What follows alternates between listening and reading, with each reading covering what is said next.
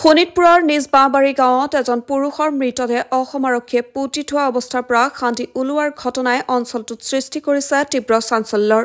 পৰিয়ালৰ লোকে তিলানী আয়োজন কৰাৰ সময়তে হঠাৎ চাৰিদুৱাৰ ৰাজচক্ৰ বিষয়া তথা দণ্ডাধীশ ডক্টৰ হিৰুদ কমল হাজৰিকা আৰু বেবেজিয়া আৰক্ষী উপস্থিত হোৱাত হতভম্ব হৈ পৰে শোকত থকা পৰিয়ালটো। উল্লেখ্য যে যোৱা ৮ ডিচেম্বৰত নিজ বাঁহবাৰী গাঁৱৰ হাবিল ভেংৰাই নিজৰ বাৰীত খৰি আনিবলৈ যোৱাৰ সময়তে হঠাৎ অসুস্থ হৈ পৰিছিল। নিশা হাবিল ভেংৰাৰ মৃত্যু ঘটাত পিছদিনা অৰ্থাৎ ৯ ডিচেম্বৰত স্থানীয় ৰাইজে মৃতদেহটো নিজৰ বাৰীখনতে গাঁত খান্দি পুতি থয়।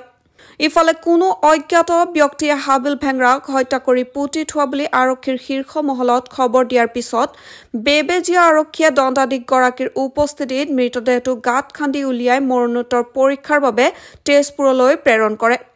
মৰণোত্তৰ পৰীক্ষাৰ প্ৰতিবেদনৰ পিছতহে ব্যক্তিজনৰ কেনেদৰে মৃত্যু ঘটিছিল তাৰ প্ৰকৃত তথ্য পোহৰলৈ আহিব। আমাৰ নিজ বাঁহবাৰী গাঁৱত হাবিল ভেংৰা বুলি মানুহ এজনক মানে হত্যা কৰিছিল পুতি থৈছিল বুলি সন্দেহ প্ৰকাশ কৰিলেও খবৰ পালোঁ। সেইখিনি আৰক্ষী জনোৱাৰ পিছত আমি এতিয়া সেই মৰণোত্তৰ পৰীক্ষাৰ কাৰণে এইখিনি খন্দাই নি লৈ কৰা ব্যৱস্থা কৰিবলৈ আমি ঠিক ঠাক কৰিছোঁ। সেই বিষয়টো একচুৱেলি আমাৰ এনকুৱাৰী পিছতহে গম পোৱা যাব।